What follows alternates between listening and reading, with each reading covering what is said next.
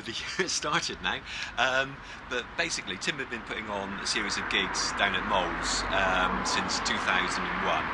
And at that time I was living up north. 2001 or 2000? 1999 I started.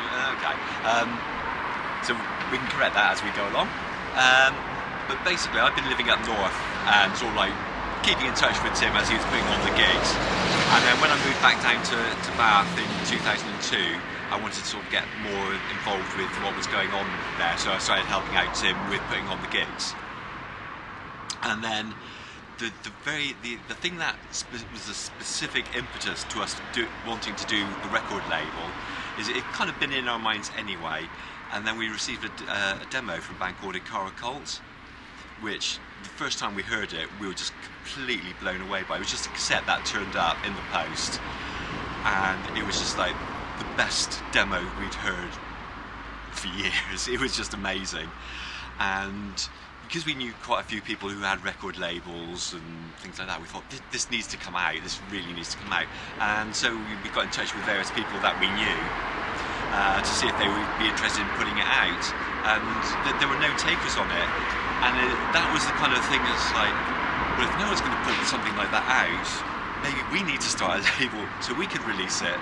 And so that was kind of the impetus. Now, between us kind of getting that sort of up and running, Ikara Cult did get signed to a label and that got sorted, but the idea of actually having a label to put stuff out, of the kind of stuff that we liked, that wasn't really getting the attention that we felt it deserved, that sort of all happened on the back of that. So we were really keen to start working with some of the bands that we put on, because a lot of the bands that played at PURR had no labels. Some of them might have done one or two sort of self-release singles, and we just thought, great, this could be an opportunity to get some of these bands out there. And one of the bands that we've been working quite a bit with was Intentions of an Asteroid, who played for us, and we got in conversation with them, and it was from that we got sort of started with our first release. The record label name was directly led on from the gig nights that we've been putting on under the PURR banner, and I'm not quite sure where the name came from originally. I came up with the name PURR. I was given a deadline of 20 minutes by Marcus Pennington. Told me if I didn't come up with a name for the night in 20 minutes he would invent one himself, so I quickly came up with the name PURR. So it was one of those up against the wall, gun to your head moments. So. But one of the things with a good kind of name, something like that, you want a name that is really short and punchy, easy to memorise, one that had a really good logo. So it worked really well for the club nights.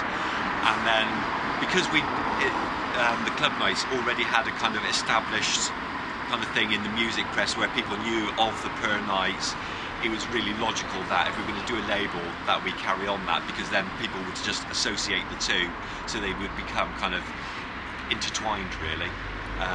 So that's how it came. And so the logo from the that we'd have on the gig posters was then used on the label and the cover designs, so that again there's that visual kind of continuity between the two things, that people see the two things as being all part of that one business.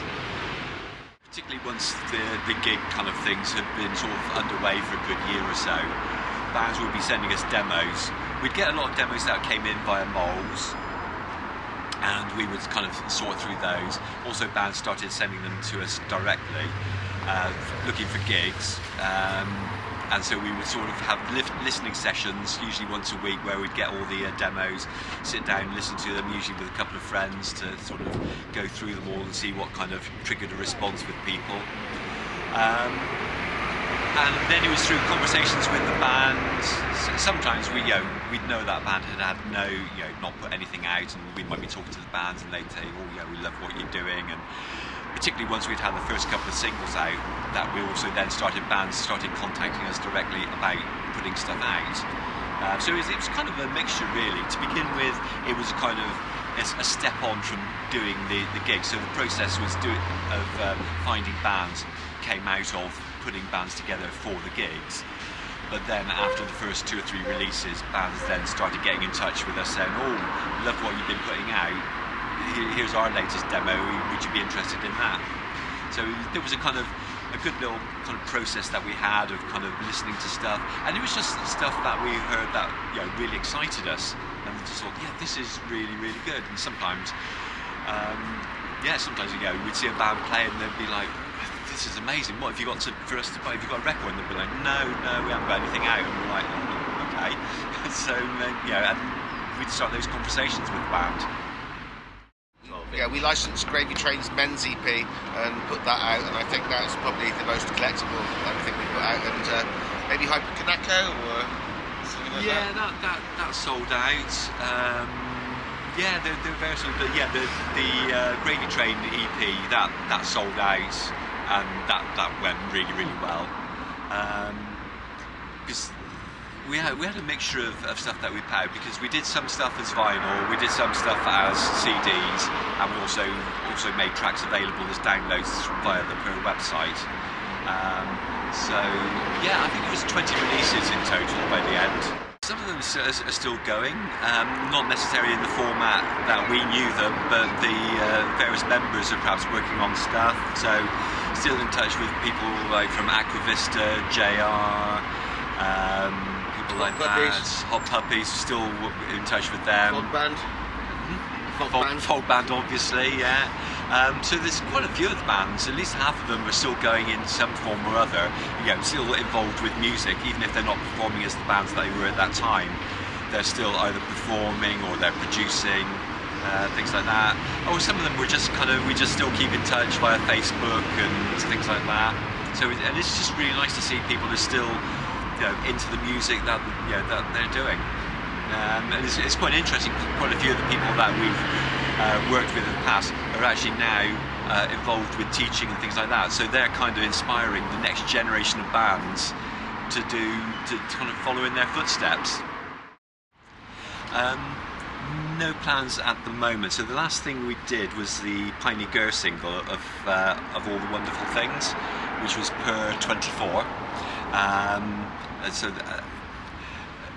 At that time we'd moved venues, and things have been changing, and it was becoming more of a struggle with the gigs, and the gigs were really part of what we did as kind of promoting the records. The climate was kind of changing with we'd moved on from Moles, we moved to a couple of other venues, and things were becoming a bit more challenging, and it was becoming less viable to run the record label at that point. So after that, the 24th release, we decided at that point we weren't going to continue with releases, and we did sort of wind down on putting on the live gigs. It's unlikely that PURR Records would be resurrected, or certainly in that form, but there's no reason why it could, other releases couldn't happen.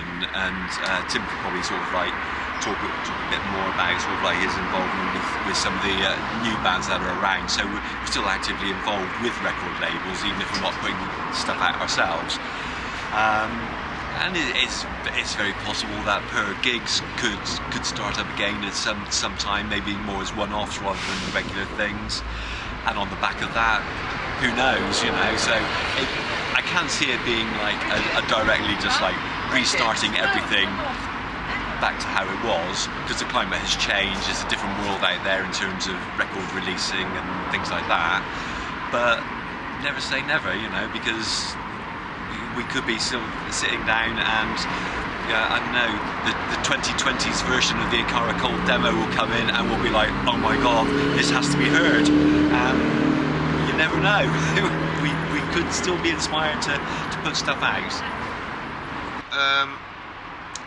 Like Dave said, it was born out of the club night, and there was quite a lot of bands that would contact us that didn't have record labels, and I think that was the most interesting ones to us, because anything we got through Moles normally had at least one single out and were assigned to a label, and so it was just basically bands that contacted us cold, and we really liked what we heard and thought it should be out there, like Dave said earlier. So going back to working with the Fog Band, they were a band I was called down to a sound check by a friend of mine that used to work at Moles Club, and he said there's a band playing now and they're right up your street, and they're just sound checking at the moment. They're playing a gig later, so I went down to see them, and afterwards asked if I could meet them, and they were very, very cautious about meeting me. Not all of them, but the main songwriter and the guitarist, Ollie, he definitely was a bit unsure about meeting anyone and talking to them. So after a bit of coaxing, I got to chat to him, and we took a great deal of interest in his band, and eventually they recorded for us. There were a couple of recording sessions. One was in London, didn't come to very much because everyone was a bit unsure of what they were about. So, but the second session we did, which resulted in a single, that was really, really good. And yeah, this a band I'm very proud to have worked with, and I'm just sorry that they didn't do more with the potential they had. But they're still a great band. So. Yeah, the label had a lot of interest from John Peel. First thing we did, we decided to release 5 singles all at once. So our initial releases, they were, I think it was 5 singles, and he played them all. I can't remember whether he played them over consecutive nights or whether he played them all in a row, but he just got behind the whole idea of the label and supported us from the start.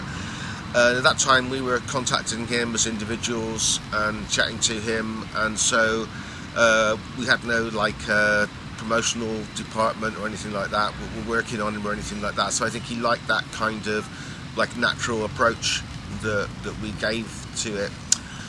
Later on, when bands insisted that we did have publicity, he wasn't so interested. He was more interested in helping us when we needed that help. So, but yeah, he played the first 5 records, and then he played quite a lot of the releases, and he left a couple of messages on my answer machine on a couple of occasions, sort of saying, "Tune in tonight to the programme, I will be playing one of your records." So I remember we got a lot of attention from Bath University Radio. I think one of their DJs used to come down to our club night, and he would endorse the club night and the label on his show. And we also had BBC Radio Bristol took an active sort of interest in what we were doing.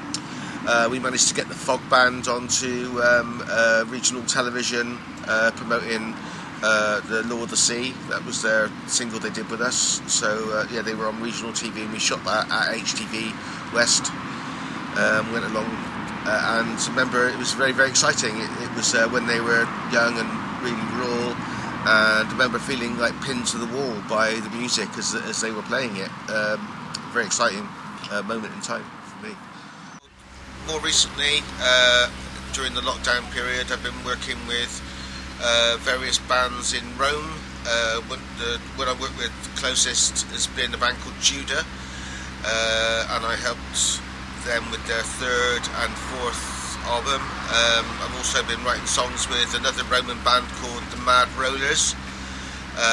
Both those bands are kind of very heavily influenced by glam rock of the 1970s, and a bit of punk thrown in for good measure too. And another spin-off band from Judah, the band called Zach. I've been working with them too. They're a bit more power pop, Beatles influenced. And I've also been working a little bit with a band called Hard Wax.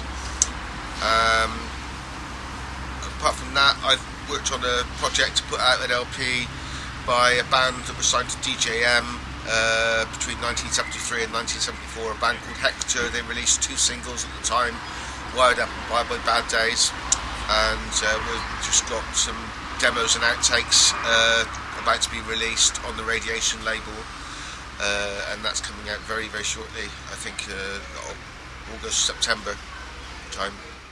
Well, thank you very much, Tim. All right, thanks a lot. Bye, Dave. Bye. Cheers.